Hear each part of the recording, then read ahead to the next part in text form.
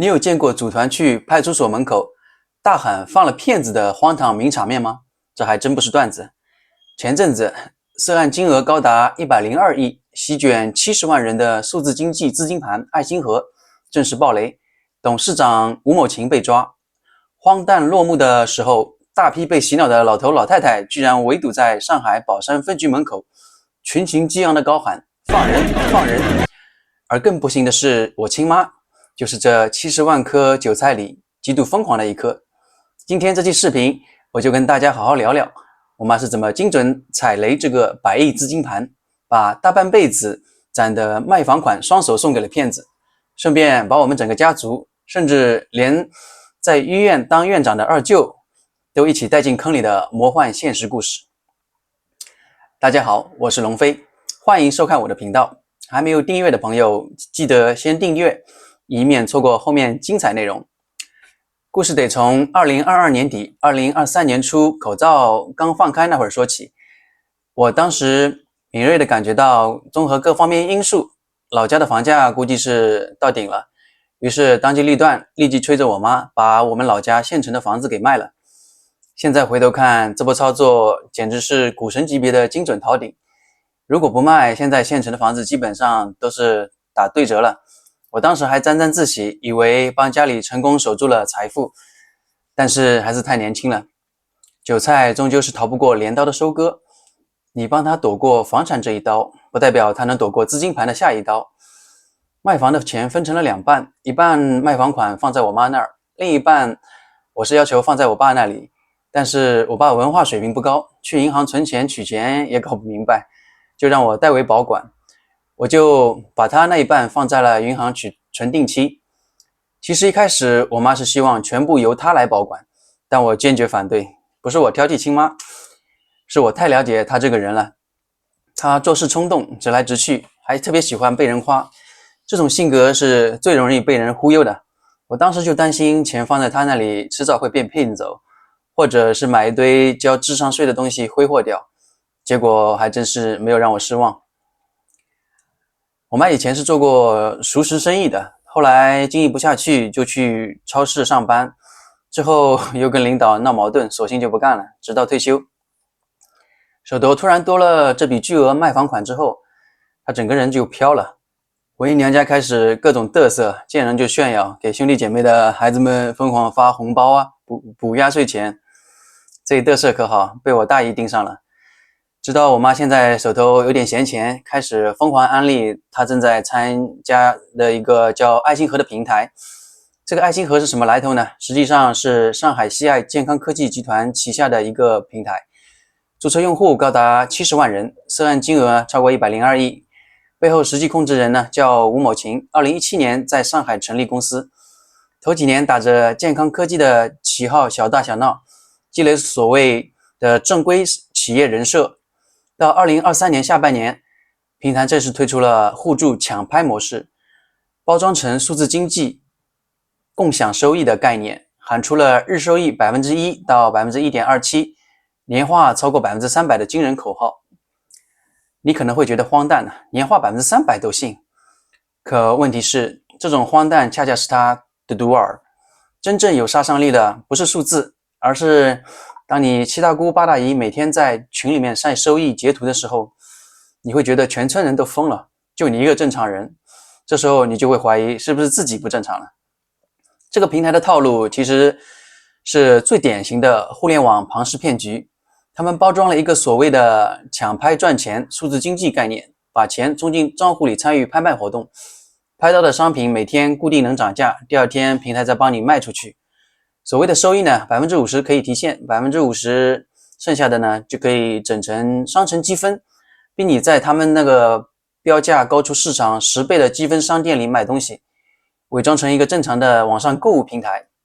资金链全靠新账还旧账来维持，底层的那个商业逻辑根本跑不通。理论上只要没人继续投钱进来，系统马上就会崩，跟所有的庞氏骗局一个路子。不过这操作，那爱星河还给自己贴金，操盘团队造假造得特别狠。他们 PS 过跟央视的合作画面，伪造过央视控股1%， 51%的文件，还给自己贴上了政协委员的助农先锋等标签，到处开发布会，搞国字背景的宣传。很多人就是被这套正规企业的外皮给忽悠了。实际上，这个平台的商业模式根本经不起推敲。1818黄金眼都专门做过一期深度调查，标题叫做赚大钱的 APP。在节目里，记者追问他的盈利到底是从哪里来，平台的人根本解释不清楚。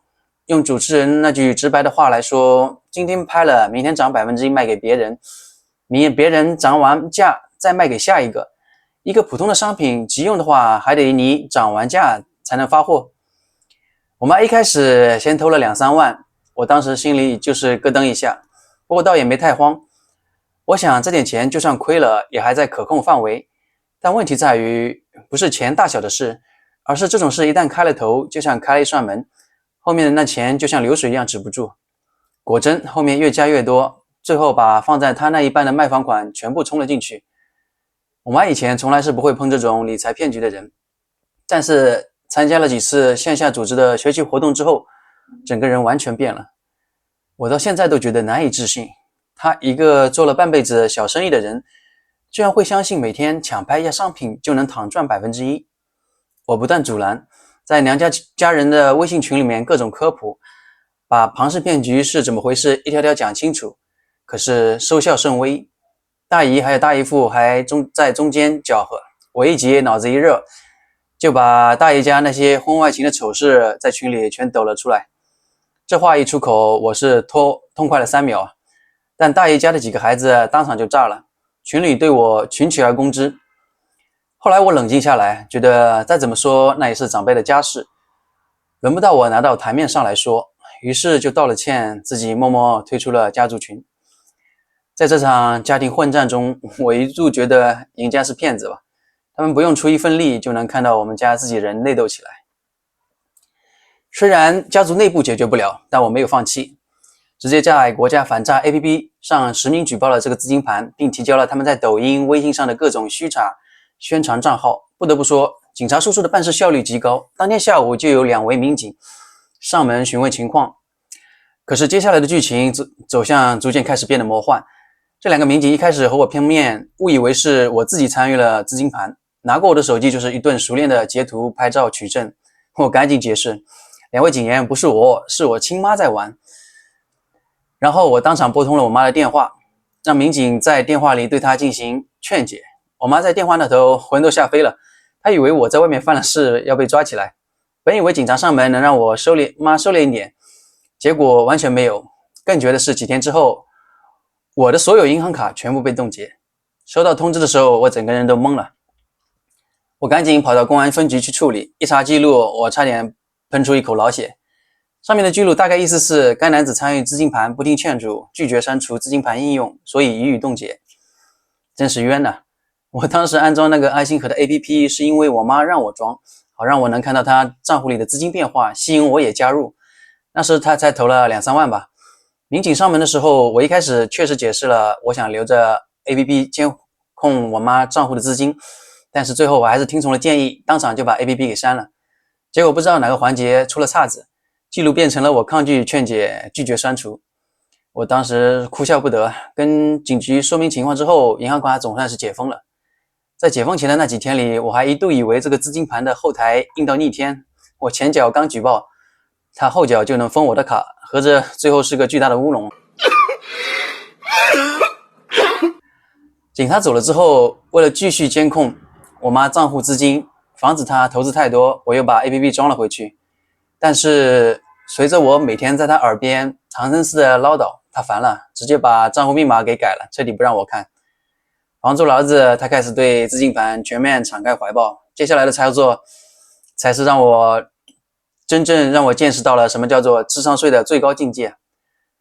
我妈那一半卖房款一开始是存在银行里存定期，按照正常逻辑，她想加码投资，直接把定期取出来投就行了嘛。但是她不，她怕提前支取会损失掉那 3% 的银行利息。那定期利息刚存进去，时间也没多长，没有多少利息。于是呢，他发明了一种天才的闭环操作，他去向银行申请了一笔贷款。按道理说，我妈现在退休无工作，银行是不会给她放贷的。估计是银行看他名下有定期存款才批了这笔贷款。我得知这件事呢，非常无语。银行存单利息不过 3%， 而他贷款利息却高达 5% 以上。我跟他说，你是怎么想的呢？这不是白白送2个点利息差给银行吗？你直接取出来不就行了吗？如今回头想想，他贷这个款到底是存了什么念头？我猜可能是，万一资金盘真的出事，他先把定期取出来，贷款不还或是只还一部分，骗子跑路了，银行还能放过他吗？难不成是想做老赖？这个想法听起来是不是滑稽又可笑？但是人在那种被高息冲昏头脑的情况下，这种决策竟然就这么产生了。在这个100亿黑洞里面，我妈不是唯一的受害者。最后我大舅、二舅、小姨以及他们的子女几乎全被我大姨生拉硬拽的掉进了这个坑里。整个家族里只有出国务工的4舅，还有一直自己做生意的3舅幸免于难。这里最让我震惊和意外的是我二舅啊，在我老家那个家族里，我二舅是发展的最好的、最受人尊敬的高知分子啊。他退休前可是正儿八经的公立医院院长。以他的学识、阅历、认知，我做梦也想不到他也会相信这种躺赚的骗局。当时这个资金盘在杭州搞线下洗脑活动的时候，我二舅正好过来参加，我还去接待了他。虽然他没有明确劝我投钱，但他那个态度明显是支持这个资金盘项目的。我当时委婉地表示了怀疑，但也就点到为止了。一来他是长辈，我也不太好说太直白；二来我后来了解到，爱星河为了防止动静太大引起监管注意，每个人其实是有投资限额的，大概上限在20-30万。这笔钱对我二舅来说，可能就1年左右的退休金吧，亏了也不至于伤筋动骨，所以他在抱着玩一玩的心态。但我不行，我一直相信一句话：人只能赚自己认知以内的钱，认知以外的钱呢，你就算侥幸得到了，那也是纸面富贵，留不住的，而且会不断扭曲你对金钱的判断。爱星河崩盘之前呢，山东有一个叫速拍的资金盘已经先爆雷了。速拍的套路呢，跟爱星河几乎是一个模子刻出来的。2024年3月，王某庆、崔某龙等人开始运营速拍易购 APP， 号称搞什么数字经济 S2CRM 模式，把商品竞拍加高额返利包装的像模像样，对外吹嘘是数字经济，国家数字经济示范项目，平台最低1000元就能入局，每天投资额的1%返现，一半现金，一半积分，积分可以兑换商品。但注意，一袋10斤大米要520个积分，折合人民币520元，比市场价高了10倍不止。到了2025年7月21日，速拍突然传出暴雷消息，总部人去楼空。8月10日，山东临沂警方正式对速拍涉嫌集资诈骗案立案侦查，多名犯罪嫌疑人被采取刑事强制措施。速拍一爆雷呢，就跟多米诺骨牌一样，引发了连锁反应。爱星河的参与者呢慌了，开始大量挤兑提现，整个资金盘瞬间就撑不住了。其实在那之前，多地政府已经发过预警了，湖南常德的一个地方就冻结了爱星河相关资金超过3000万。浙江嘉兴的派出所也早就对市民劝市民不要碰这个项目。1818黄金眼曝光之后呢，我也在第一时间把那个项目链接转发给我妈，不过她完全不理会。我记得最清楚的是1818黄金眼曝光之后，网上竟然还有一批被洗脑的参与者反过来骂电视台不负责任，故意黑这个平台，甚至有人说要告电视台。我当时看到这些评论真是哭笑不得。你永远叫不醒一个装睡的人，但凡有点生活阅历或者经历过社会的毒打，就应该看出这里头的猫腻。正常理财收益怎么可能一天1%呢？银行1年的利息那时候才3%左右，一天1%是什么概念呢？半年本金就翻倍了。一句话，你盯着人家的利息，人家盯着你的本金。现在呢，继续被骗光了。我妈也彻底老实了，每天乖乖待在家里做做饭，刷刷短视频，偶尔去田里干干农活，回归了平静。不过话说回来，从某个角度来说，这个资金盘暴雷对我来说也不是完全没有没有好处。之前他参与资金盘，每天看着那个账面浮盈几千块，月入几万的时候，整个人嚣张的不行。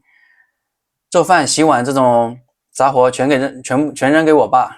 但我爸做的那个饭真的是一言难尽啊！每次回老家都得吃他做的饭，那真叫是一个折磨。从这个角度来说，这个资金盘崩了，好歹让我爸退了休，把厨房这摊事还回了我妈手里，所以说也不是一点好处没有。有人可能会问，要是不卖县城那套房，我妈手里没有现钱，是不是就不会被骗了？不卖房的话，以县城这几年的房价跌法，估计现在也已经腰斩了，该亏的钱一样会亏。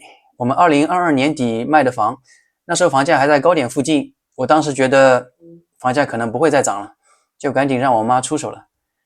我以为我们成功逃顶啊，结果韭菜终究还是逃不过镰刀的收割。还是那句话，我们作为普通人，如果缺乏正确的财富价值观，你能躲过这一刀，也躲不过下一刀。你能避开高位接盘房产，也会在某个不知名的数字资金盘里面被割得整整齐齐。所以说到这里，我真心实意的奉劝大家，身为普通老百姓，别总想着靠什么一夜暴富，守财才是我们作为普通人一生要研究的顶级课题。这个课题不是等你有钱了才去琢磨，而是在我们刚开始工作赚钱，甚至还没有步入社会的时候，就应该学着去建立一套正确的财富价值观。好了，这期略带沉重又有点魔幻的真实故事就分享到这里。最近我头发有点长，看上去有点邋遢。口罩那几年呢，我学会了自己理发。大家如果对我给自己剪头发感兴趣的话，可以在评论区扣个想看，或许我考虑做一期 vlog 展示一下。我是龙飞，如果你喜欢我的视频，别忘了点赞、关注、转发，这对我非常重要。感谢大家的收看，我们下期再见。